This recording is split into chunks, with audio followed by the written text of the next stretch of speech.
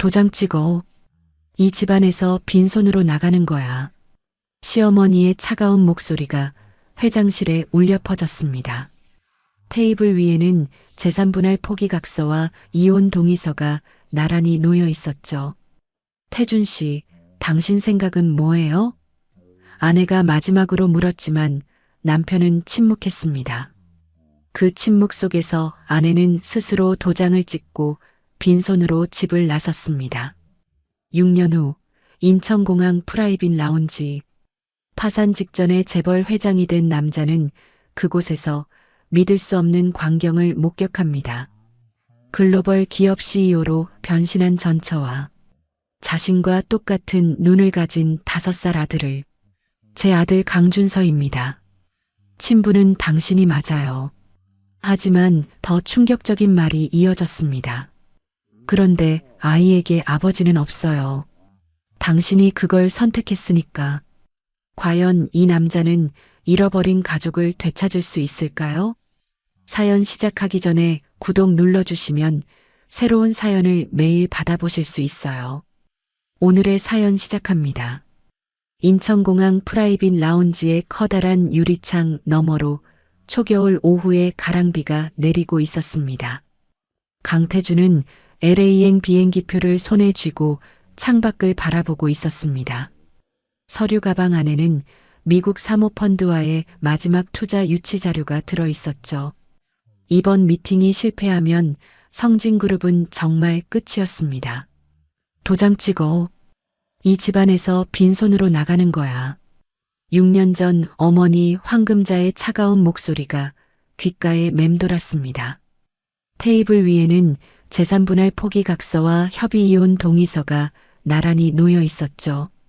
태주는 고개를 떨구며 한숨을 내쉬었습니다. 라운지 반대편에서 한 여성이 5살 정도 된 남자아이와 함께 앉아 있었습니다. 아이는 태블릿으로 만화를 보며 과자를 먹고 있었죠. 고급 캐시미어 코트를 입은 여성이 전화를 받으며 고개를 돌리는 순간 태준의 숨이 멎었습니다. 윤서아였습니다. 태준의 손이 떨렸습니다. 6년 전과는 완전히 다른 모습이었죠. 재산분할 포기각서에 도장을 찍고 초라하게 성진그룹 대문을 나서던 그때와 달리 지금의 서아는 자신감 넘치는 자세와 세련된 옷차림으로 완전히 다른 사람처럼 보였습니다. 그런데 더 놀라운 것은 서아 옆에 앉은 아이였습니다. 아이가 고개를 들어 태준을 쳐다보는 순간 태준은 심장이 멎는 듯한 충격을 받았습니다. 자신과 똑같은 눈매였거든요. 태준은 떨리는 다리로 자리에서 일어났습니다. 조심스럽게 서아에게 다가가며 말을 걸었죠. 서아 씨인가요? 서아는 전화를 끊고 태준을 올려다봤습니다. 아무런 동요 없이 차갑게 대답했죠. 실례지만 저희가 아는 사이인가요? 그 순간 아이가 고개를 들었습니다. 엄마, 저 아저씨 왜 우리 쳐다봐? 태준은 머릿속이 하얘지는 것을 느꼈습니다. 혹시 이 아이가? 서아는 담담한 표정으로 대답했습니다. 제 아들 강준서입니다. 친부는 당신이 맞아요. 태준은 벼락을 맞은 듯 제자리에 얼어붙었습니다.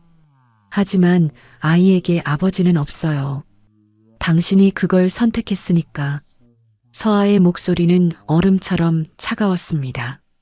6년 전의 기억이 생생히 떠올랐습니다. 성진그룹 본사 20층 회장실에서 시어머니 황금자가 테이블 위에 불임 진단서와 재산분할 포기 각서를 나란히 내려놓았죠. 대를 이을 수 없는 여자는 이 집안에 필요 없다. 그 자리에는 태준뿐 아니라 성진그룹 법무팀장 한정석도 있었습니다. 한정석이 냉정하게 서류 조항을 설명했죠. 황금자가 태준을 노려봤습니다. 태준아, 결정해. 태준은 어머니와 서아 사이에서 아무 말도 하지 못했습니다. 그저 고개만 숙이고 있었죠. 서아가 마지막으로 물었습니다. 태준 씨, 당신 생각은 뭐예요? 태준은 침묵했습니다. 그 침묵이 서아에게는 재산분할 포기 각서보다 더 깊은 상처가 되었죠. 서아는 스스로 도장을 찍고 방을 나섰습니다. 성진그룹 정문을 나서는 서아의 손에는 10년간 모은 개인 물건이 담긴 박스 하나뿐이었습니다.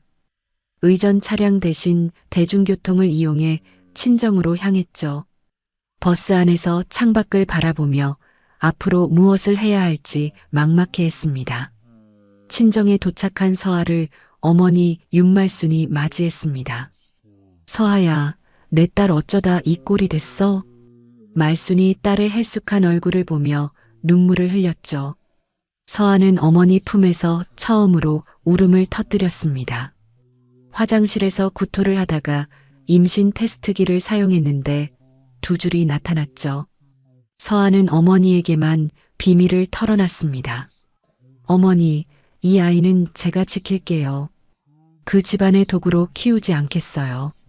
말수는 복잡한 심정이었지만 딸의 결정을 존중했습니다. 그래, 엄마가 옆에서 도울게. 다시 현재의 라운지 모습으로 돌아왔습니다. 태준이 다급하게 물었죠. 왜 말하지 않았어? 아이가 있다는 걸? 서아가 차갑게 대답했습니다. 당신이 저를 지켜줬다면 말했겠죠. 그런데 당신은 어머니 앞에서 한마디도 못했잖아요. 그때 비서 박민지가 다가왔습니다. 대표님, 파리 본사와 화상회의 시간입니다. 태주는 그제야 서아가 착용한 명찰을 확인했습니다. 루미에르 코스메틱 아시아 총괄 대표 윤서아라고 적혀 있었죠. 어떻게 6년 만에 글로벌 기업의 아시아 수장이 되었는지 믿기지 않았습니다. 서아는 아들의 손을 잡으며 말했습니다. 실례합니다. 그리고 태준을 스쳐 지나갔죠. 라운지 한편의 개인 룸에서 혜성그룹 정혜룡 회장이 이 모습을 지켜보고 있었습니다. 측근 비서에게 확인했죠. 저 여자가 루미에르의 윤서아인가? 그리고 저 남자가 성진그룹 강태준이고? 맞습니다, 회장님. 정혜룡이 의미심장한 미소를 지었습니다. 재미있군. 두 마리 토끼를 한 번에 잡을 기회야. 정혜룡은 3년 전부터 성진그룹 인수를 노려왔습니다. 태준의 어머니 황금자가 무리하게 추진한 중국 사업 실패의 배후에서 중국 측 파트너에게 뒷돈을 주고 계약을 파기시킨 장본인이었죠. 이제 몰락 직전에 성진그룹을 완전히 삼키고 신흥 강자 루미에르까지 손에 넣으려는 야심을 품고 있었습니다. 태주는 혼란스러운 마음으로 라운지 바에 앉아 위스키를 주문했습니다. 지난 6년을 돌아봤죠. 어머니 황금자의 무리한 사업 확장, 중국 합작사의 갑작스러운 계약 파기, 자금난과 소송까지. 성진그룹은 사실상 해체 직전이었습니다. 이번 미국 투자 유치가 마지막 희망이었죠.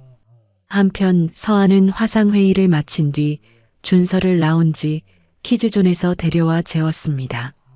창밖으로 활주로의 비행기들을 바라보며 6년 전을 떠올렸죠. 빈몸으로 이 공항을 떠나 미국으로 향했던 그때 뱃속의 아이와 함께 맹세했습니다. 반드시 성공해서 돌아오겠다. 오늘 그 약속을 지켰다는 것을 실감했습니다.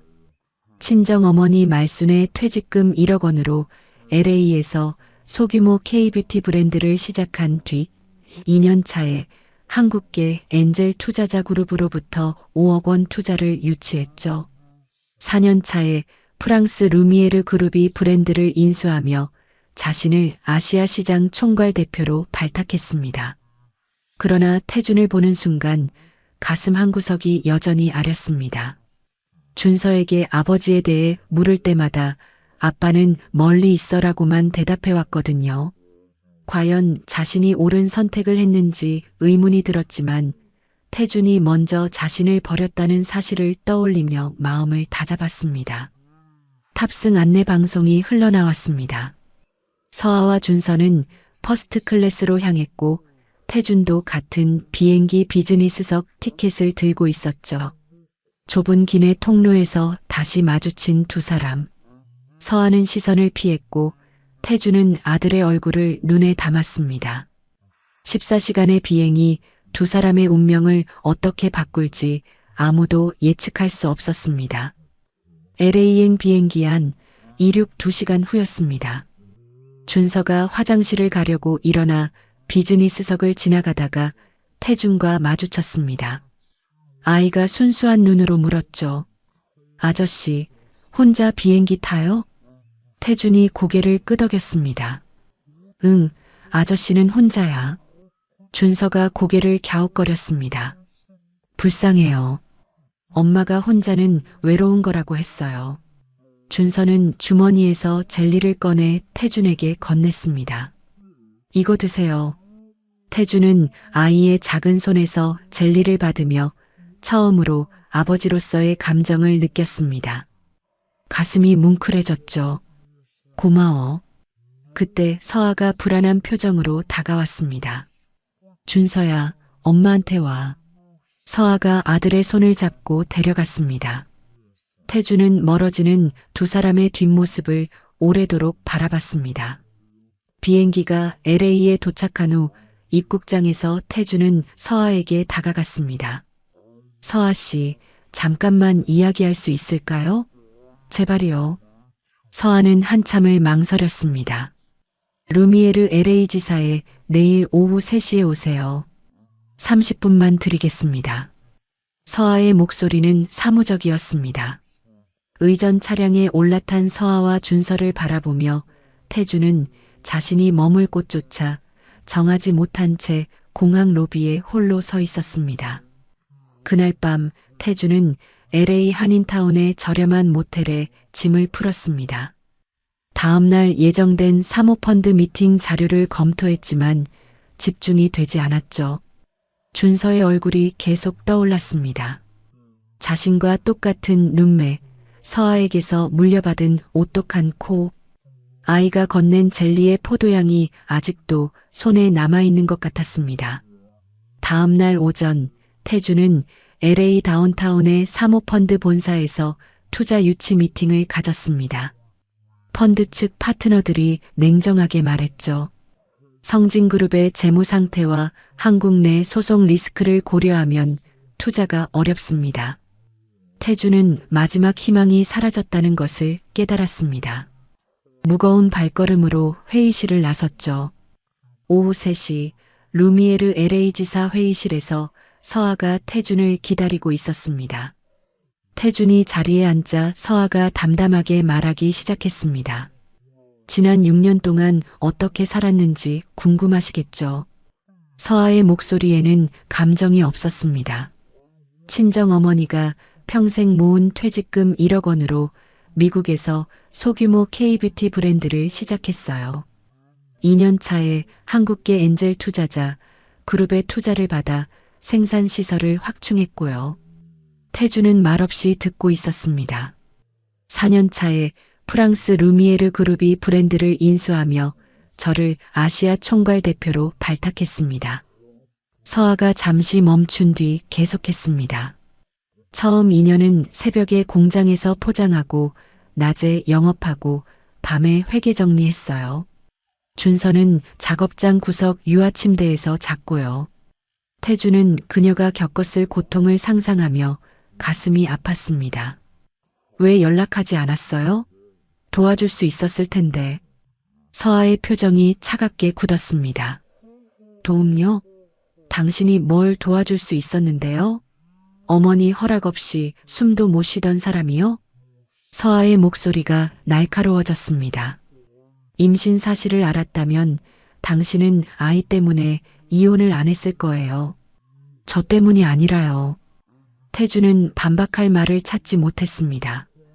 회의실 문밖 복도에서 이 대화의 일부를 엿듣던 루미에르 LA 지사장 케빈 리가 주차장으로 내려갔습니다. 정혜룡 회장에게 전화를 걸었죠. 윤서아와 강태준의 관계 확인되었습니다. 두 사람 사이에 아이까지 있습니다. 정혜룡이 전화기 너머에서 흡족해했습니다. 잘 됐군. 그 정보가 협상에서 유용하게 쓰일 거야. 케빈 리는 3년 전 정혜룡에게 매수된 산업 스파이였습니다. 루미에르가 아시아 시장 확장을 추진한다는 정보를 정혜룡에게 먼저 흘렸죠. 정혜룡은 그 정보를 바탕으로 파트너십 제안이라는 명목으로 서아에게 접근할 계획을 세웠습니다. 같은 시각 서울에서는 황금자가 요양원 신세를 면하려 과거 상류층 인맥을 동원해 자금을 끌어모으고 있었습니다. 성진그룹 시절 친분이 있던 재벌 2세의 어머니 한소라에게 연락했죠. 소라야, 태준이를 내 딸 사위로 만들면 서로 이익 아니겠니? 한소라의 딸 한예리는 6년 전 태준과 맞선을 본 적이 있는 여자였습니다. 당시 태준에게 정중하게 거절당한 상처가 아직 남아 있었죠. 한예리는 어머니로부터 태준이 이혼한 상태이며 현재 사업이 어렵다는 소식을 들었습니다. 복잡한 심정이 되었죠. 6년 전 맞선에서 거절당했을 때의 그 기분. 한예리는 자신의 감정이 진정한 사랑인지 집착인지 구분하지 못했습니다.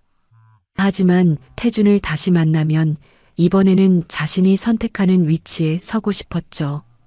LA에서 30분의 면담 시간이 끝났지만 태준은 루미에르 사무실 로비에서 떠나지 못하고 있었습니다. 그때 비서 민지와 함께 유치원에서 돌아온 준서가 나타났죠. 엄마 기다려요? 준서가 태준에게 물었습니다. 태준은 무릎을 꿇고 아이 눈높이에 맞췄습니다. 응, 엄마랑 좀 더 이야기하고 싶어서 그래.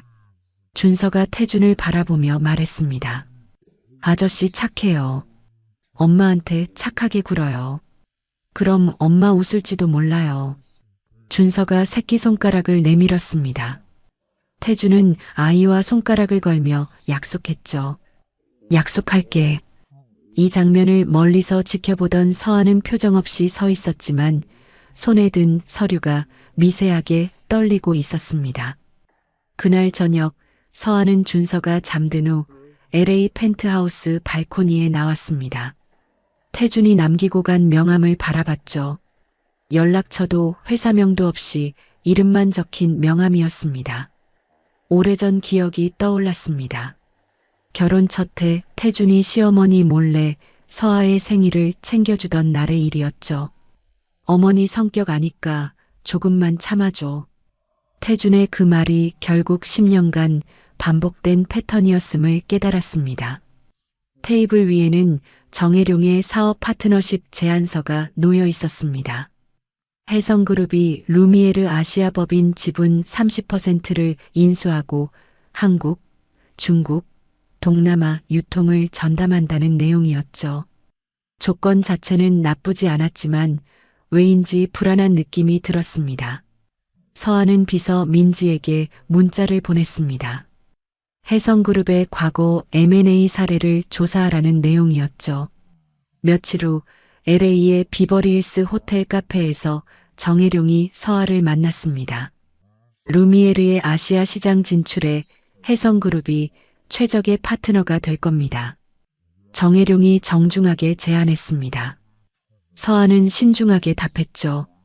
좋은 제안이지만 내부 검토가 필요합니다. 정혜룡이 갑자기 화제를 돌렸습니다.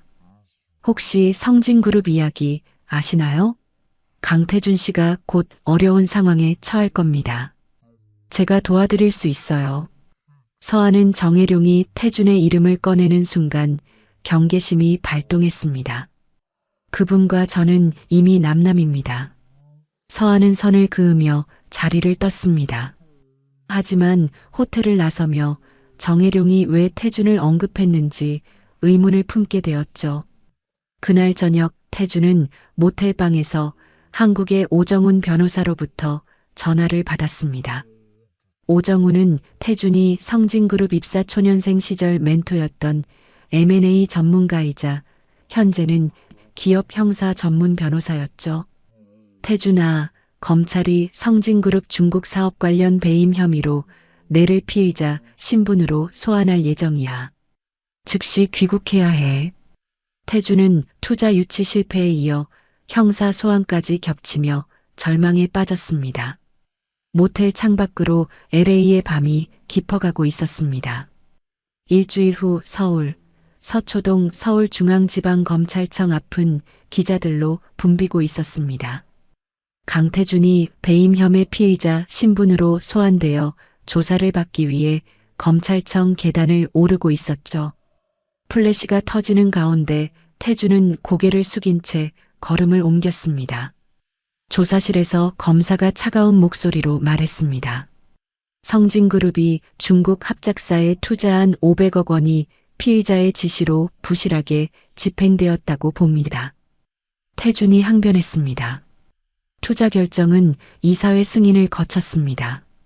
중국 측의 일방적 계약 파기가 원인이에요. 검사는 서류를 넘기며 냉담하게 대답했죠. 그런 주장은 재판에서 하시기 바랍니다. 조사를 마치고 검찰청을 나서는 태준을 오정훈 변호사가 기다리고 있었습니다. 태준아. 오정훈이 다가와 손을 내밀었습니다. 6년 전 성진그룹에서 자네를 가르쳤던 인연으로 소식을 듣고 먼저 연락했네. 검찰 조사 단계에서부터 변호를 맡겠어. 태준이 망설였습니다. 선생님, 저 지금 선임료를 지불할 여력이 없습니다. 오정훈이 어깨를 두드렸죠. 나중에 갚으면 돼. 일단 나를 믿어. 같은 시각 LA에서 서하는 준서와 함께 서울행 비행기에 오르고 있었습니다. 정혜룡의 아시아 파트너십 제안을 직접 확인하고 한국 시장 조사를 병행할 계획이었죠. 비서 민지가 조사한 해성그룹 M&A 자료를 검토하던 서하의 표정이 어두워졌습니다. 해성그룹은 지난 10년간 인수한 기업 중 절반 이상을 3년 내 매각하거나 해체했네. 민지가 고개를 끄덕였습니다. 특히 창업주가 있는 기업을 인수한 후 창업주를 경영해서 밀어내는 패턴이 반복됩니다. 서하는 이 자료를 루미에르 프랑스 본사에 보고하기로 마음먹었습니다. 서울 도착 다음 날 오전, 서하는 해성그룹 정혜룡 회장과 롯데월드타워 시그니엘 라운지에서 공식 미팅을 가졌습니다. 정혜룡이 친근하게 접근했죠. 해성그룹이 루미에르 아시아법인 지분 30%를 인수하고 한국, 중국, 동남아 유통을 전담하겠습니다. 윤 대표님 같은 분과 함께 일하고 싶습니다. 미팅 중 정혜룡이 노골적으로 사생활에 접근했습니다. 개인적으로 윤 대표님의 결혼 상태가 궁금합니다. 아드님과 함께라고 들었는데요. 서하는 불쾌감을 감추지 않았습니다. 사업과 무관한 질문은 삼가해 주세요. 서하가 미팅을 조기에 종료하며 자리를 떴습니다. 정혜룡은 웃으며 사과했지만 눈빛은 차가웠죠. 한편 서울 강남의 한 고급 빌라에서 황금자는 측근을 통해 서하가 서울에 왔다는 정보와 손자 준서의 존재를 알게 되었습니다. 그년이 태준의 아이를 숨기고 있었다니. 황금자가 분노하며 소리를 질렀습니다. 하지만 곧 계산적인 표정으로 바뀌었죠. 그 아이를 데려오면 강씨 가문의 대를 이을 명분이 된다. 황금자는 한예린을 불렀습니다. 예린아, 네가 서하에게 접근해서 아이 정보를 알아내. 그리고 태준에게는 네가 도와줄 수 있다는 걸 보여줘. 한예린은 속으로 불쾌했지만 태준에게 다가갈 기회라고 생각해 응했습니다. 알겠습니다, 이모. 황금자가 이를 악물었습니다. 이 판에서 내가 질 수는 없어. 그날 오후 서하는 친정어머니 윤말순의 작은 아파트를 방문했습니다. 말순은 손자 준서를 처음 보며 감격했죠. 이게 우리 준서야? 서하, 네가 어렸을 때랑 똑같이 생겼네. 말순이 눈물을 펑펑 쏟았습니다. 준서는 어른스럽게 할머니의 손을 잡았죠. 외할머니, 울지 마세요. 엄마가 다 잘했어요. 태준의 검찰 소환 2주 후 검찰은 추가 증거를 확보했다며 태준을 정식 기소했습니다. 서울중앙지방법원에서 첫 공판이 열렸죠. 검찰 측 핵심 증인으로 전 성진그룹 부사장 최상혁이 출석했습니다. 최상혁이 증언석에 서서 말했죠. 모든 배임 지시는 강태준 회장에게서 직접 나왔습니다. 저는 지시대로 실행했을 뿐입니다. 태준은 충격에 몸을 떨었습니다. 상혁아, 왜 그러는 거야? 최상혁은 5년 전 성진그룹 부회장 승진 인사에서 황금자의 반대로 탈락한 뒤 태준에게 깊은 원한을 품고 있었습니다. 정혜룡은 그 약점을 파고들어 15억 원의 자문료와 해성그룹 계열사 임원직을 미끼로 최상혁을 매수했죠.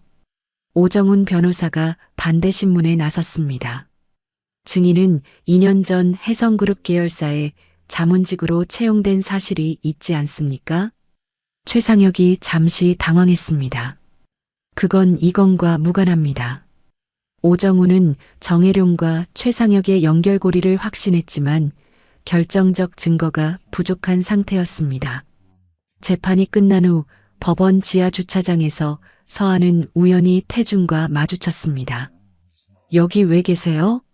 서아가 물었습니다. 태준이 짧게 대답했죠. 재판이 있었어요. 서아는 변호사를 구했냐고 물었습니다. 옛 멘토인 오정훈 변호사님이 도와주고 계세요. 서아는 고개를 끄덕이며 아무 말 없이 돌아섰습니다. 그날 저녁 서울 시내 호텔 스위트룸으로 돌아온 서아에게 뜻밖의 손님이 찾아왔습니다. 한예린이 꽃다발을 들고 나타났죠. 언니, 오랜만이에요. 우리 예전에 성진그룹 자선 파티에서 만났죠? 한예린이 친근하게 접근했습니다. 서아는 그녀가 6년 전 태준의 맞선녀였다는 것을 기억해내며 경계심을 품었죠. 한예린이 말했습니다. 태준 오빠가 힘든 상황이라고 들었어요. 저희 집안에서 도와드릴 수 있어요. 한예린이 조건을 내걸었죠. 물론 언니가 협조해 주시면 가능합니다. 서아가 물었습니다. 무슨 협조요? 한예린이 본색을 드러냈습니다. 태준 오빠를 포기해 주세요. 그러면 저희가 재판도 도와드리고 사업 방해도 안 할게요. 서아는 분노를 억누르며 대답했습니다. 태준 씨는 이미 과거이고 저는 포기할 것도 없어요. 당신이 가져가고 싶으면 가져가세요. 호텔 문을 닫고 나서 서아는 벽에 등을 기대며 주먹을 쥐었습니다. 그 순간 잠에서 깬 준서가 물었죠. 엄마, 왜 그래요? 그 이모 나빠요? 서아가 아들을 안으며 대답했습니다. 아니야, 그냥 옛날 아는 사람이야. 하지만 마음속으로는 황금자와 한예린의 의도를 간파했습니다. 이 사람들이 준서를 노리고 있다는 생각에 아이를 더 꽉 안으며 속으로 다짐했죠. 엄마가 지켜줄게. 같은 밤 해성그룹 본사 회장실에서 정혜룡은 최상혁과 케빈 리를 불렀습니다. 강태준 재판은 예정대로 진행하고 루미에르 인수는 윤서아가 흔들리면 그때 치고 들어간다. 정혜룡이 최종 계획을 지시했죠. 최상혁이 고개를 끄덕였지만 정혜룡이 아이를 이용하자는 말을 꺼낼 때는 잠시 불편한 표정을 지었습니다. 정혜룡이 최상혁의 표정을 눈치챘습니다. 왜 그러나? 최상혁이 조심스럽게 말했습니다. 아이는 죄가 없지 않습니까? 정혜룡이 차가운 눈빛으로 압박했죠. 지금 와서 양심이 생겼나? 최상혁은 입을 다물었습니다. 이 장면은 이후 최상혁의 내부 갈등을 암시하는 복선이 되었습니다. 서울의 밤하늘 아래 태준은 고시원 창문으로 도시의 불빛을 바라보고 있었습니다. 최상혁의 배신과 아들 준서의 얼굴이 떠올랐죠. 더 이상 무너질 곳이 없었습니다. 여기서 다시 일어서야 했습니다. 태준은 오정훈 변호사에게 전화를 걸었습니다. 선생님, 증거를 찾겠습니다. 방법을 알려주세요. 재판 후 며칠이 지난 새벽 5시 태준은 잠을 이루지 못하고 고시원을 나와 한강 반포대교 인근 산책로를 걸었습니다. 어두운 강물을 바라보며 지난 6년간 잃어버린 것들을 떠올렸죠. 회사, 명예, 가족, 모든 것을 끝내버릴까라는 생각이 스쳤습니다. 그 순간 옆 벤치에 앉아 있던 한 노인이 말을 걸어왔습니다. 젊은 양반, 그 눈빛 내가 옛날에 봤어. 노인은 자신을 박순철이라고 소개했습니다. 40년 전 무역업 실패로 모든 것을 잃고 바로 이 자리에서 같은 생각을 했지. 그때 안 죽었더니 손주가 셋이야. 지금 손주들 아침밥 해주려고 새벽 산책 나온 거라고. 박순철이 웃으며 말했습니다. 태주는 준서의 얼굴이 떠올랐습니다. 저도 아들이 있는데 아버지 노릇 한번 못 해봤습니다. 박순철이 태준에게 근처 해장국집으로 함께 가자고 했습니다. 뜨거운 국밥 한 그릇을 비우며 노인이 말했죠. 살아있어야 뭐든 할 수 있어. 죽으면 끝이야. 노인은 떠나기 전 자신의 전화번호를 적은 쪽지를 건넸습니다. 힘들면 언제든 연락해. 태주는 그 쪽지를 소중히 지갑에 넣었습니다. 식당을 나서며 아침 햇살을 바라본 태준이 다짐했습니다. 준서에게 떳떳한 아버지가 되려면 밑바닥부터 다시 시작해야 한다. 그날 오후 태준은 오정훈 변호사 사무실을 찾아갔습니다. 선생님, 포기하지 않겠습니다. 무죄를 증명하겠습니다. 오정훈이 구체적인 방향을 제시했습니다. 그러려면 정혜룡과 최상혁의 연결고리를 찾아야 해. 최상혁이 혜성그룹에서 받은 자물쇠 계좌와 지급 시기를 확인해야 해. 오정훈이 현실을 알려줬죠. 증거 없이는 어려워. 태준이 결의를 다졌습니다. 제가 직접 증거를 찾겠습니다. 시간만 벌어주세요. 오정훈이 약속했습니다. 재판 연기를 신청해 볼게. 2달 정도는 벌 수 있을 거야. 태준은 사무실을 나서며 과거 성진그룹에서 자신을 믿고 따르던 직원들을 떠올렸습니다. 특히 재무팀에서 오래 일했던 후배 직원 정민호가 최상혁의 비리를 알 가능성이 있다고 판단했죠. 같은 시각 루미에르 서울지사에서 서하는 정혜룡의 파트너십 제안서를 재검토하고 있었습니다. 이상한 점들을 정리했죠. 혜성그룹이 제시한 한국 유통망 데이터가 성진그룹의 기존 유통 루트와 70% 이상 겹쳐 서하가 확신을 가졌습니다. 이건 우연이 아니야. 정혜룡이 처음부터 성진그룹을 노렸던 거야. 서하는 본사에 파트너십 보류를 건의했습니다. 루미에르 프랑스 본사 CEO 장피에르 뒤발과 화상회의를 가졌죠. 서하, 혜성그룹 제안은 조건이 좋아 보이는데 왜 보류하나? 뒤발이 물었습니다. 서하가 설득했습니다. 그룹 대표의 신뢰성에 의문이 있습니다. 더 조사할 시간을 주세요. 뒤발이 기한을 줬습니다. 내 판단을 믿지만 3개월 안에 결론을 내야 해. 준서는 서울 체류 중 강남의 한 국제유치원에 임시 등록되어 다니기 시작했습니다. 어느 날 유치원 앞에서 아이를 기다리던 서하는 근처에서 망설이며 서 있는 태준을 발견했죠. 태준이 조심스럽게 다가왔습니다. 준서가 좋아하는 과자를 사왔는데 전해줄 수 있을까요? 서하는 한참을 침묵하다 대답했습니다. 직접 주세요. 유치원에서 나온 준서가 태준을 보고 달려왔습니다. 공항 아저씨다. 태준이 아이를 안아올리며 말했습니다. 준서야, 아저씨가 맛있는 거 가져왔어. 준서가 물었습니다. 아저씨 이름이 뭐예요? 태준은 서하의 눈치를 보며 어색하게 대답했습니다. 그냥 친구야. 엄마 친구. 서하는 묵묵히 그 모습을 지켜봤습니다. 그날 저녁 태준은 고민 끝에 루미에르 서울지사를 찾아갔습니다. 여기서 일하고 싶습니다. 어떤 자리든 상관없습니다. 서하가 황당해했습니다. 성진그룹 회장이 왜 여기서 일하겠다는 거예요? 태준이 솔직하게 고백했습니다. 전직 회장입니다. 지금은 아무것도 아닌 사람이에요. 대신 아들 가까이 있고 싶습니다. 서아가 거절하려 했지만 마침 인사팀장 이수연이 들어왔습니다. 대표님, 연말 시즌이라 물류 창고 인력이 급하게 필요합니다. 일용직이라도 구해야 할 것 같습니다.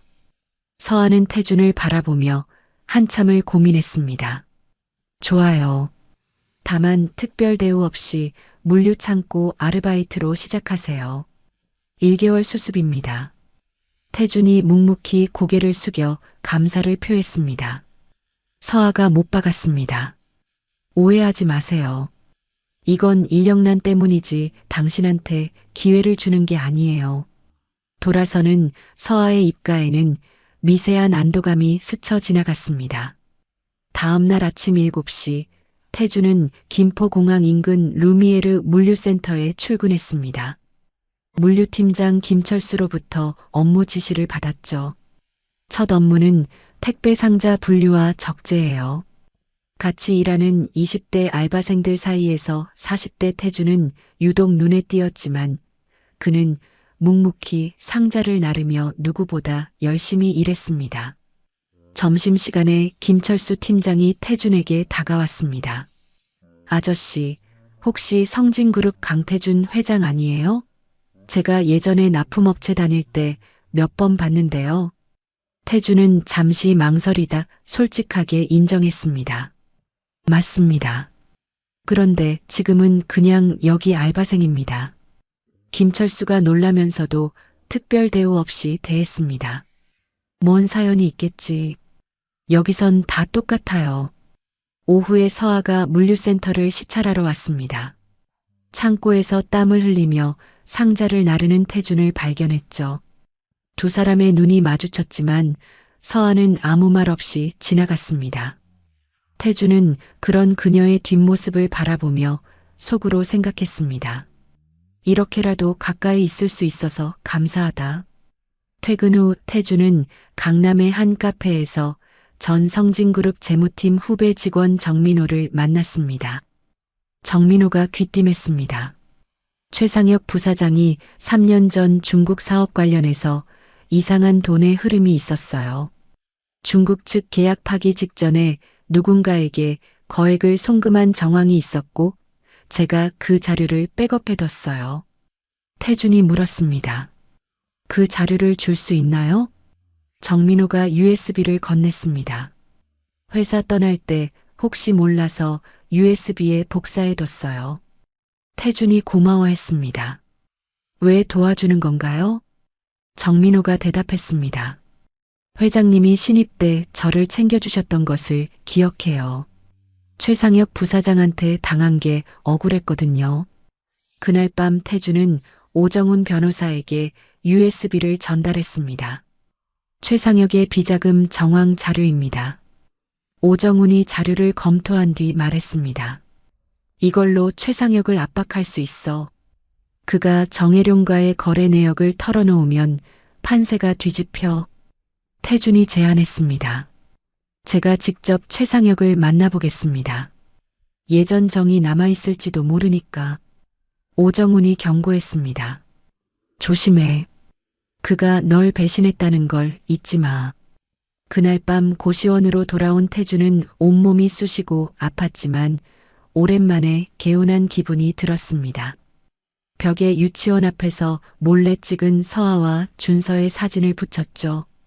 두 사람에게 떳떳해지려면 이렇게라도 다시 시작해야 한다.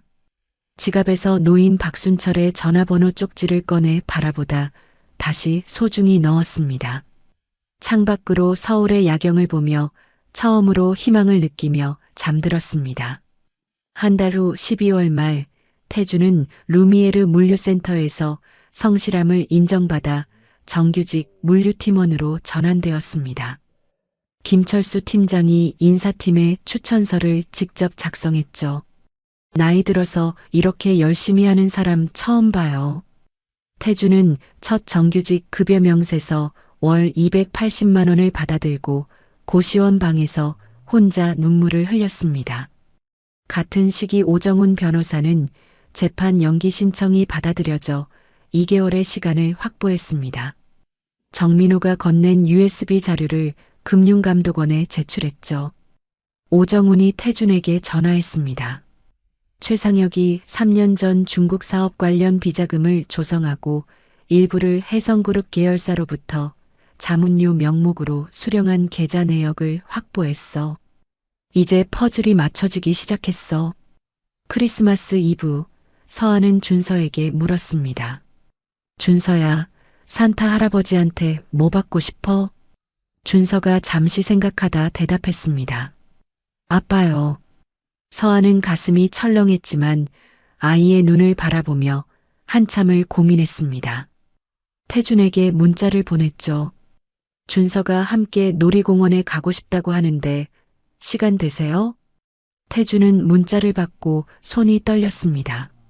서아가 아들과 함께하는 시간을 허락했다는 것 자체가 큰 의미였죠. 태준은 월급 중 일부를 털어 준서에게 줄 로봇 장난감과 서아에게 줄 베이지색 머플러를 샀습니다.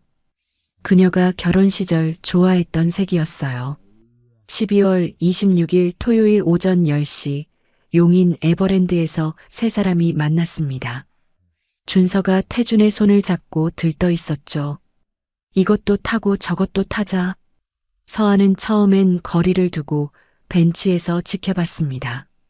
준서가 조르자 어느새 함께 범퍼카와 회전목마를 타며 오랜만에 소리내어 웃었어요.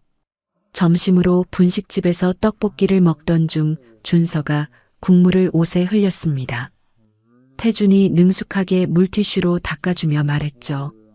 괜찮아, 아빠가. 태준이 말을 멈췄습니다.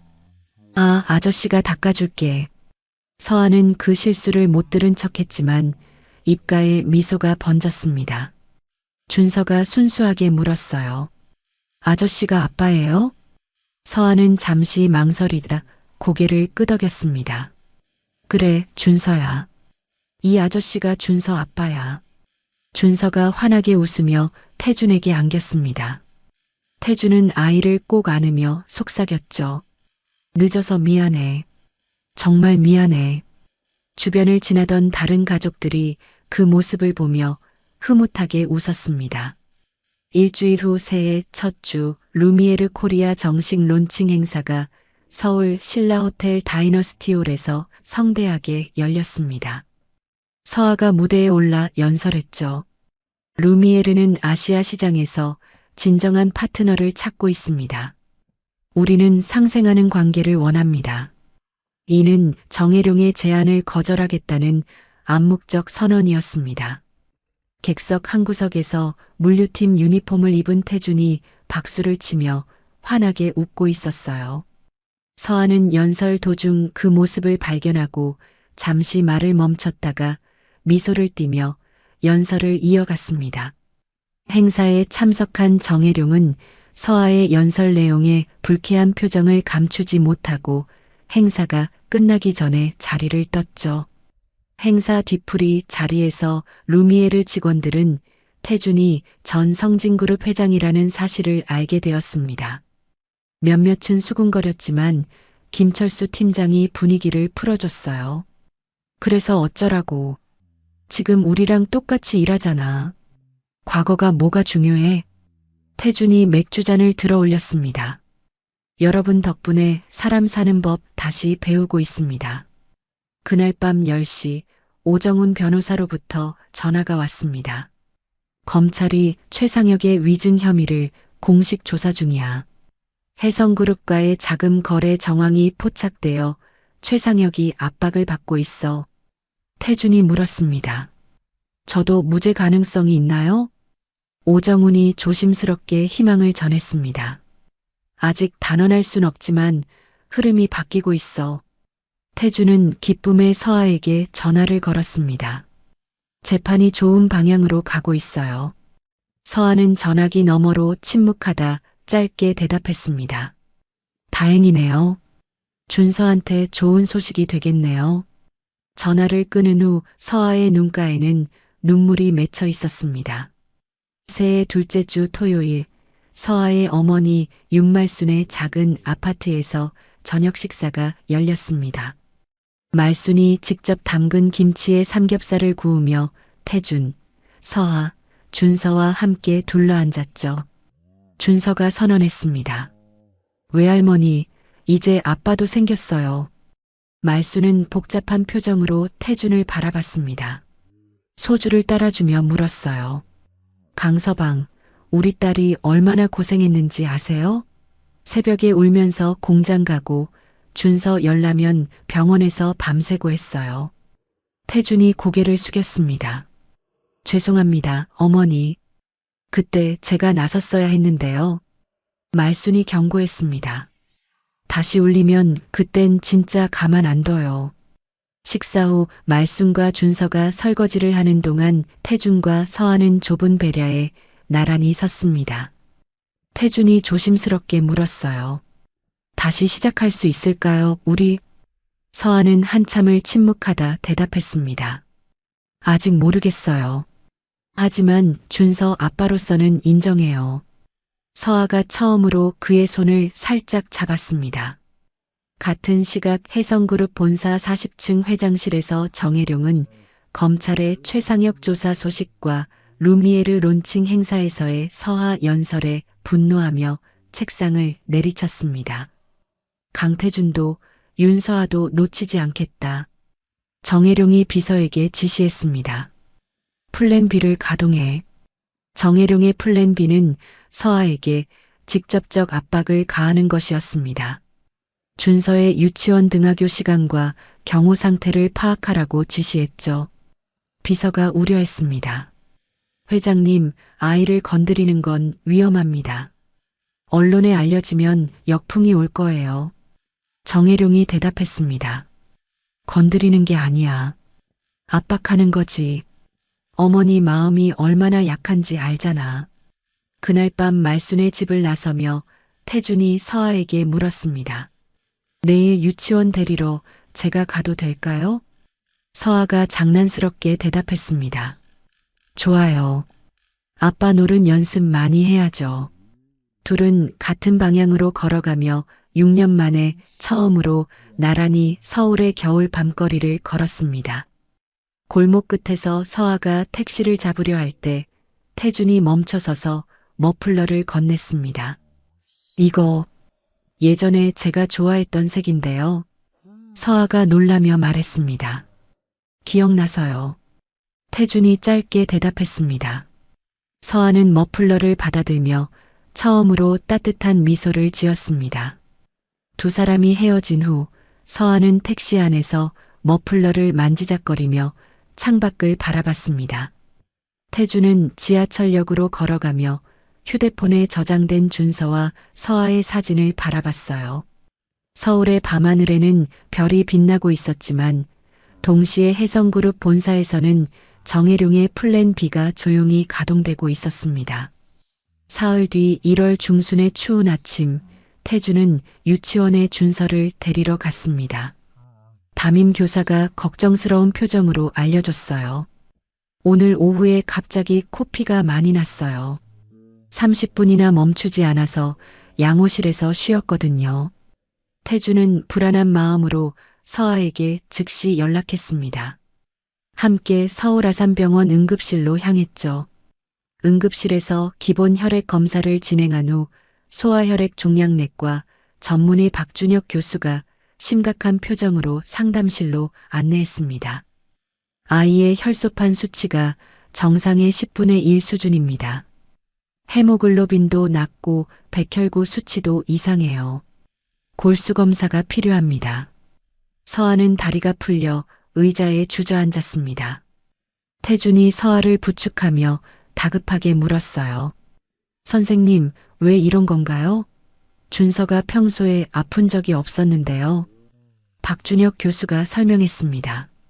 아직 확정 진단은 아니지만 재생불량성 빈혈 가능성이 있습니다. 골수에서 혈액세포를 제대로 만들지 못하는 질환이에요. 박준혁 교수가 입원 수속을 권유했습니다. 준서는 병원 소아병동에 입원했습니다. 처음엔 보챘어요. 엄마, 나 왜 여기 있어야 해요? 집에 가고 싶어요. 서아가 달랬습니다. 준서야, 여기서 쉬면 금방 나아. 엄마가 계속 옆에 있을게. 준서는 순순히 링거를 맞았습니다. 태주는 병실 창가에서 아들을 바라보며 주먹을 꽉 쥐었어요. 3일 후 골수검사 결과가 나왔습니다. 박준혁 교수가 진단했어요. 중증 재생불량성 빈혈입니다. 면역 억제 치료를 시도할 수 있지만 아이의 경우 골수 이식이 가장 확실한 치료법입니다. 박준혁 교수가 덧붙였습니다. 골수은행에서 비혈연 기증자도 찾고 있지만 시간이 걸려요. 친부모 중 일치 확률이 가장 높으니 두 분 모두 검사를 받으시길 권합니다. 서아와 태주는 즉시 검사에 동의했습니다. 서아는 체열을 하며 속으로 다짐했어요. 준서야, 엄마가 꼭 살려줄게. 태준도 동의서에 서명하며 말했습니다.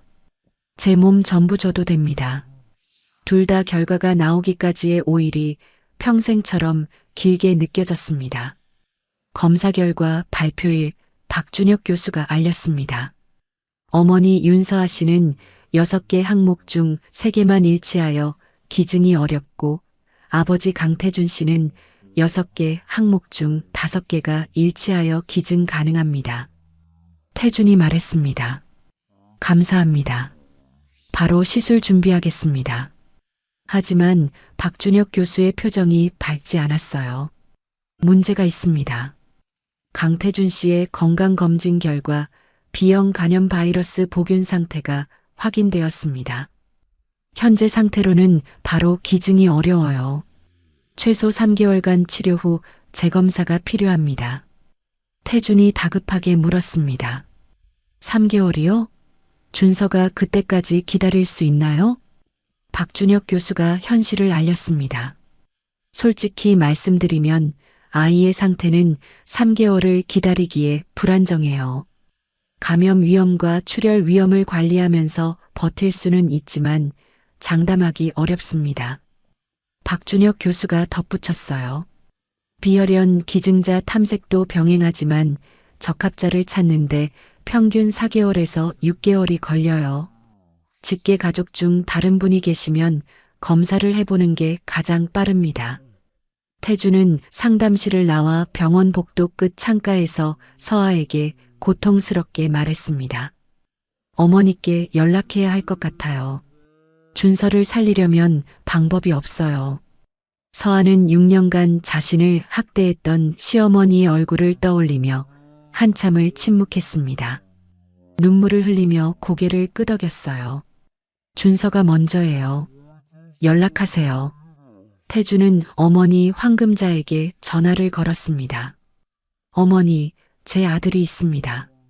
지금 병원에 있는데 골수 이식이 필요해요. 어머니만이 도와줄 수 있습니다. 전화기 너머로 금자의 숨소리가 멈추는 것이 느껴졌습니다. 잠시 후 차가운 목소리가 돌아왔어요. 서아가 임신한 걸 숨기고 있었다는 거냐? 황금자는 30분 후 서울 아산병원에 도착했습니다. 준서의 병실 창 밖에서 손자를 처음으로 바라봤어요. 링거를 맞으며 잠든 아이의 얼굴이 태준의 5살 때와 너무나 닮아 있었습니다. 황금자는 자신도 모르게 가슴에 손을 얹으며 복잡한 감정에 휩싸였어요. 황금자는 검사에 동의했습니다. 결과는 놀라웠어요. 황금자의 골수가 손자 준서와 6개 항목 중 5개가 일치하는 고일치 판정을 받았습니다. 박준혁 교수가 설명했어요. 조부모와 손자 간 이 정도 일치는 드문 케이스입니다. 할머니의 골수가 현재로서 가장 적합한 기증원이에요. 황금자가 믿기지 않는 표정을 지었습니다. 내가 이 아이를 살릴 수 있다고요? 그러나 검사 결과를 들은 직후 황금자는 서아를 병원 카페테리아로 불러 단둘이 마주 앉았습니다. 내가 골수를 주는 대신 조건이 있다. 황금자가 요구했어요. 아이의 양육권을 내게 넘겨. 성진그룹의 대를 이을 아이니까 내가 제대로 키우겠다. 서아는 분노로 손이 떨렸지만 이를 악물었습니다. 준서를 살리는 게 먼저입니다.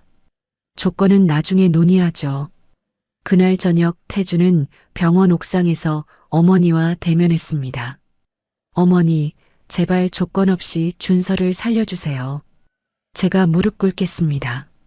태주는 실제로 차가운 콘크리트 바닥에 무릎을 꿇었어요.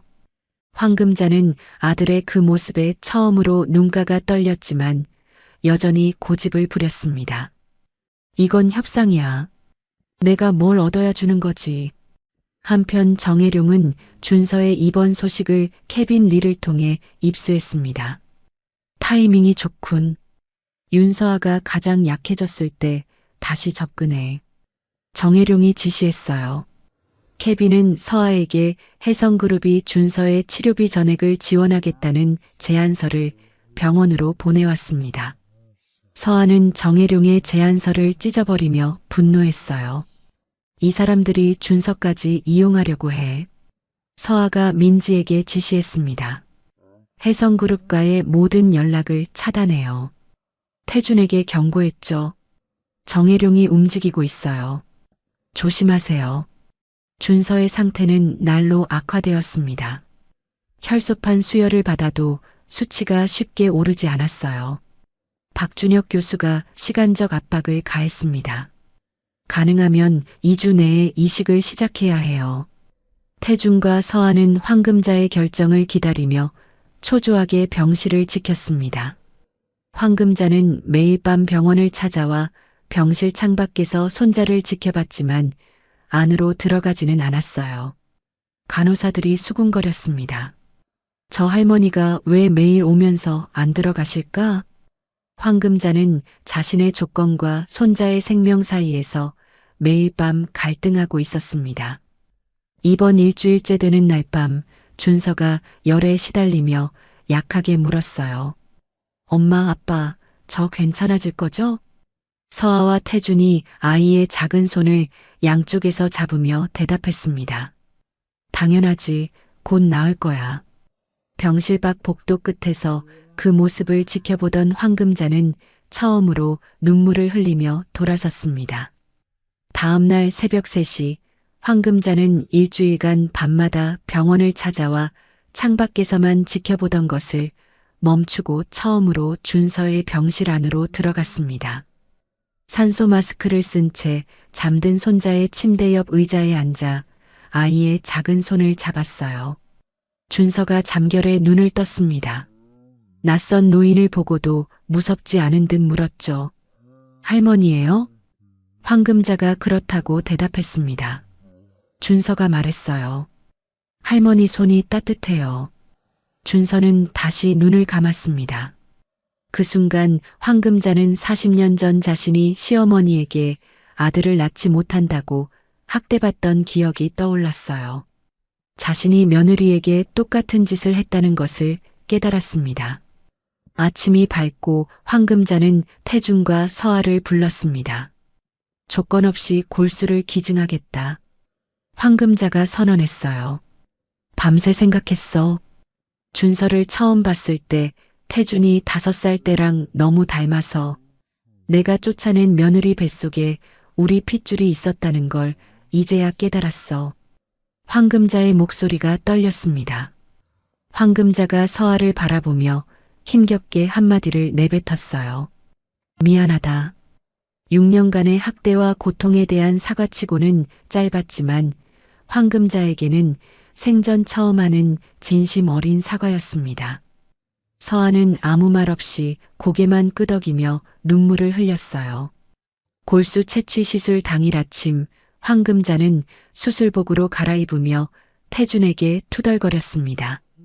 이 나이에 수술대에 눕게 될 줄 몰랐네. 하지만 표정은 평온했어요. 태준이 어머니에게 말했습니다. 감사합니다. 황금자가 대답했어요. 네가 고마워할 일 아니야.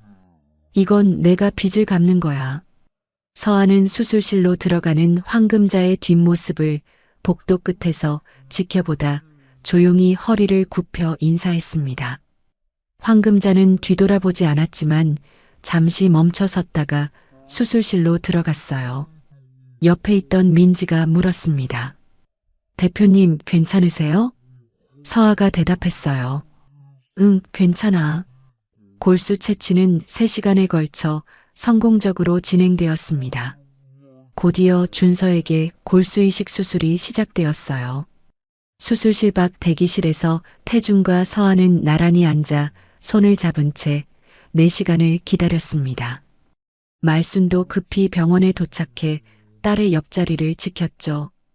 오후 5시 박준혁 교수가 수술실에서 나왔습니다. 수술은 성공적으로 끝났어요. 이식된 골수가 잘 생착하는지 2주간 관찰이 필요하지만 경과가 좋습니다. 서아는 그 자리에서 주저앉아 울음을 터뜨렸어요. 태주는 그런 그녀를 말없이 안아주었습니다.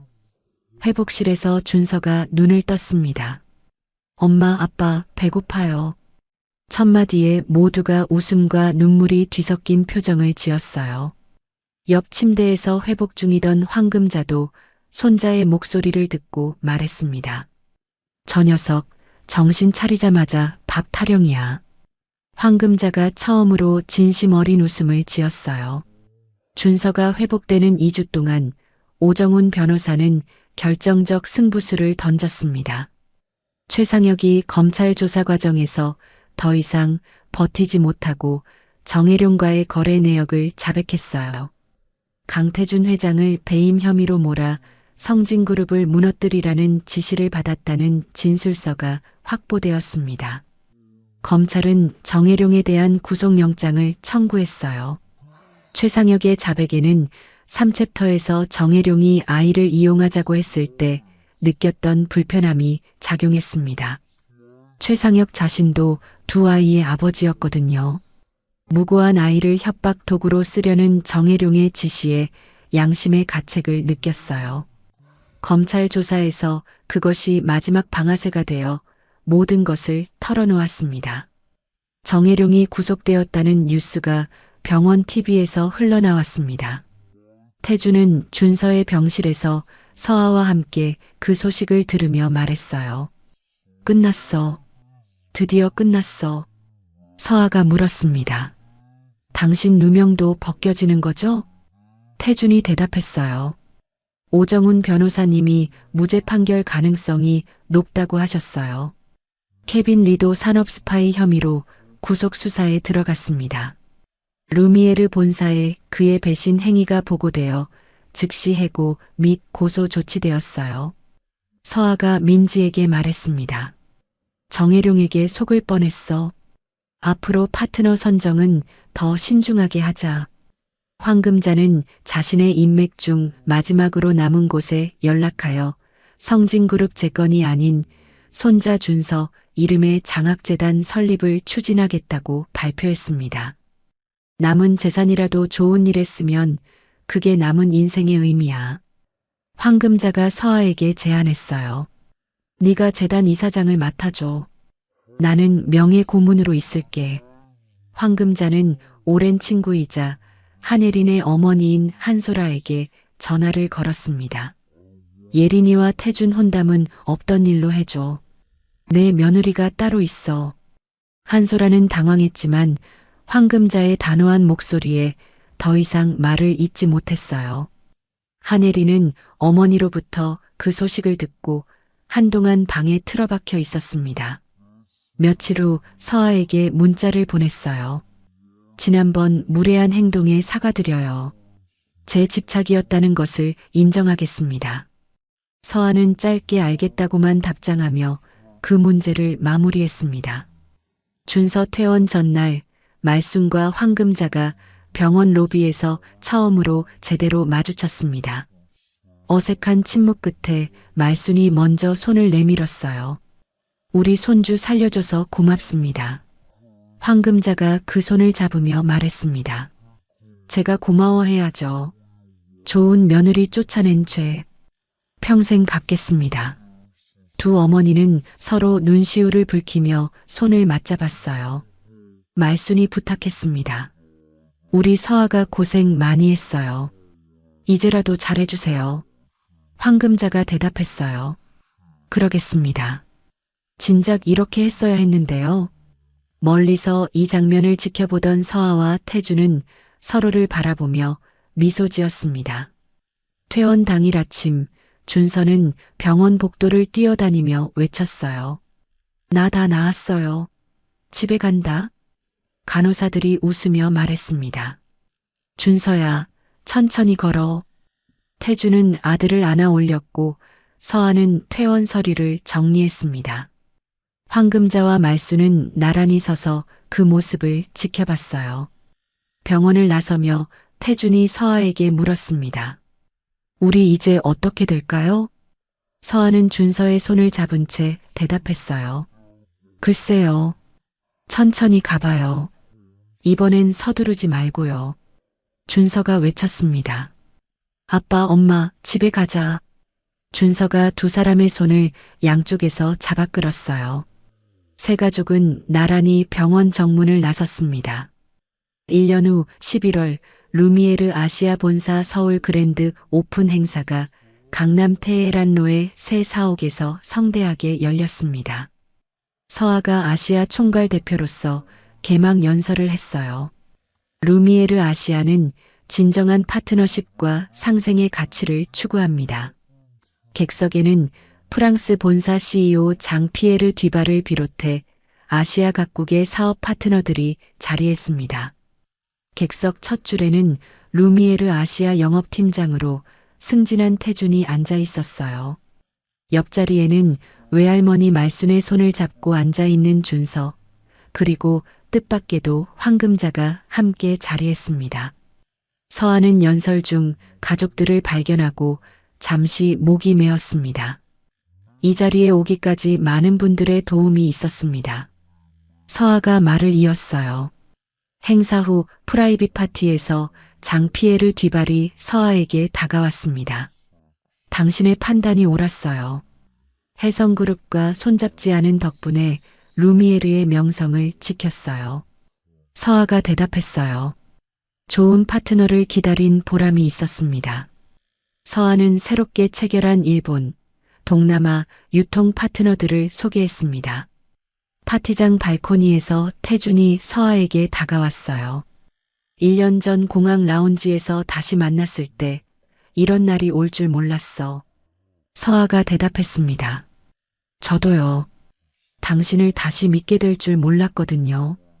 두 사람은 서울의 야경을 바라보며 나란히 섰습니다. 태준이 주머니에서 작은 벨벳 반지 상자를 꺼냈어요. 늦었지만 제대로 다시 시작하고 싶어요. 서아가 장난스럽게 물었습니다. 준서한테 먼저 허락받았어요? 태준이 웃으며 대답했어요. 이미 허락받았어요. 오히려 아빠한테 엄마 잘하라고 협박까지 당했어요. 서아는 상자 안의 반지를 바라보며 눈물을 글썽였습니다. 이번엔 정말 괜찮을까요? 태준이 대답했어요. 괜찮게 만들 거예요. 이번엔 제가 지킬게요. 서아는 고개를 끄덕이며 반지를 받아들였습니다. 다음 날 아침 말순의 집에서 두 가족이 모인 약식 약혼식이 열렸습니다. 황금자가 서아에게 오래된 비치 팔찌를 건넸어요. 시어머니한테 받은 건데 이제 내 거야. 말순이 눈물을 흘렸습니다. 우리 서아 이제야 제대로 된 신랑 만났네. 황금자가 태준을 불러 말했어요. 이번엔 내가 절대 끼어들지 않을 테니 행복하게 살아라. 그리고 그동안 미안했다. 태준이 어머니의 손을 잡으며 대답했습니다. 어머니 감사해요. 황금자는 처음으로 며느리 서아에게 따뜻한 포옹을 건넸어요. 같은 시기 정혜룡은 배임, 증거인멸, 위증교사 등의 혐의로 1심에서 징역 8년을 선고받았습니다. 해성그룹은 계열사 매각과 구조조정에 들어가 사실상 해체되었어요. 최상혁도 위증죄와 배임방조죄로 징역 3년을 선고받아 수감되었고 케빈 리는 산업스파이법 위반으로 징역 2년을 선고받았습니다. 오정훈 변호사가 태준에게 전화로 알렸어요. 검찰이 무혐의 처분을 내렸어. 내 명예가 완전히 회복됐어. 태준이 감사를 전했습니다. 선생님 덕분이에요. 평생 은혜를 잊지 않겠습니다. 오정훈이 대답했어요. 은혜 같은 소리 말고 행복하게 잘 살아. 그게 보답이야. 3개월 후 2월의 어느 토요일, 서아와 태준의 결혼식이 서울 북촌의 한 고즈넉한 한옥에서 열렸습니다. 10명 남짓에 가까운 지인들만 초대한 소박한 예식이었어요. 준서가 링베어러로 반지를 들고 입장하며 외쳤습니다. 아빠, 엄마 사랑해요. 하객들 모두가 웃음을 터뜨렸습니다. 결혼 서약을 교환할 때 서아가 말했어요. 당신을 다시 믿기까지 오래 걸렸지만 이제는 믿어요. 태준이 대답했습니다. 남은 인생 전부 걸고 그 믿음 지킬게요. 주례 없이 두 사람이 직접 작성한 서약서를 낭독하는 방식이었는데 하객들 모두 눈시울을 붉혔어요. 결혼식 피로연에서 물류센터 시절 동료였던 김철수가 태준에게 농담했습니다. 그때 창고에서 택배 상자 나르던 거 기억나요? 허리 괜찮아요? 태준이 맥주를 건넸어요. 그때 형이 안 챙겨줬으면 버텼겠어요? 형 덕분에 여기까지 왔어요. 서아는 그 모습을 지켜보며 민지에게 말했습니다. 저 사람은 참 좋은 사람들을 곁에 두는 재주가 있어요. 민지가 농담했어요. 대표님도 그러시잖아요. 저 같은 충직한 비서를 두셨으니요. 두 사람은 웃음을 터뜨렸습니다. 결혼식 저녁, 서아의 친정 아파트에서 열린 가족 저녁 식사 자리에서 황금자가 준서에게 말했어요. 할머니가 앞으로 자주 놀러 올 테니 같이 밥도 먹자. 준서가 새끼손가락을 내밀었습니다. 할머니, 약속이에요. 황금자는 손자와 손가락을 걸며 처음으로 편안한 미소를 지었어요. 그날 밤 한강변 산책길을 걷던 태준이 서아에게 처음으로 그날의 이야기를 털어놓았습니다. 6년 전 이 강에서 모든 걸 끝내려고 했었어요. 한 노인이 저를 살렸어요. 서아가 놀라며 그의 손을 꽉 잡았어요. 살아줘서 고마워요. 우리가 다시 만났잖아요. 태준이 말했습니다. 그 노인 박순철 씨에게 감사 인사를 전하고 싶어요. 번호를 알고 있어요. 다음 날 오전 태준은 서아, 준서와 함께 노인에게 전화를 걸어 만남을 약속했습니다. 한강변 그 해장국집에서 박순철 노인을 다시 만나 깊이 인사하며 자신의 가족을 소개했어요. 노인이 환하게 웃었습니다. 잘 됐네요. 참 잘 됐어요. 6개월 후 가을, 서아의 배가 불러왔습니다. 병원에서 건강한 여자아이 임신 소식을 확인한 순간 태준과 서아, 준서는 진료실에서 환호했어요. 준서가 외쳤습니다. 동생이다. 내가 오빠다. 황금자와 말순 두 할머니도 소식을 듣고 약속했습니다. 이번엔 우리가 육아 잘 도와줄게요. 에필로그, 그로부터 1년 후 루미에르 아시아 본사 사옥의 총괄 대표 집무실 창밖으로 서울 스카이라인이 펼쳐진 창가에서 서하는 갓 태어난 딸 서유를 안고 있었습니다. 준서는 아빠 태준의 무릎에 앉아 동생을 신기하게 바라보며 말했어요. 동생이 예뻐요. 아빠 엄마 닮았어요. 황금자와 말순은 나란히 소파에 앉아 손주들을 흐뭇하게 바라보고 있었습니다. 6년 전 공항 라운지에서 재산분할 포기각서의 기억과 함께 시작된 재회가 진정한 가족의 완성으로 이어졌습니다. 창밖으로 노을이 지는 서울 하늘 아래 5 식구의 웃음소리가 사무실에 가득 퍼졌습니다. 화면이 서서히 페이드 아웃되며 끝이라는 자막이 떠올랐어요. 때로는 모든 것을 잃었다고 생각하는 순간이 새로운 시작의 기회가 되기도 합니다. 강태준은 6년 전 침묵으로 가족을 잃었지만 그 침묵을 깨고 행동으로 보여주며 진정한 가족을 되찾았습니다. 물류창고에서 상자를 나르던 그 시간들이 결국 아들과 아내의 마음을 움직이는 진심이 되었죠. 윤서아는 버림받은 아픔을 딛고 일어서 성공한 여성이 되었지만 진정한 완성은 용서와 새로운 시작을 선택했을 때 이뤄졌습니다. 그리고 황금자는 생명의 기로에서 자신의 잘못을 깨닫고 진심 어린 사과로 가족의 화해를 이끌어냈습니다. 가장 어두운 순간에도 희망의 씨앗은 남아 있습니다. 중요한 건 그 씨앗을 키울 용기를 갖는 것이겠죠. 사랑하는 사람을 위해서라면 자존심도 과거의 상처도 내려놓을 수 있을 때 비로소 진정한 행복이 시작되는 것 같습니다.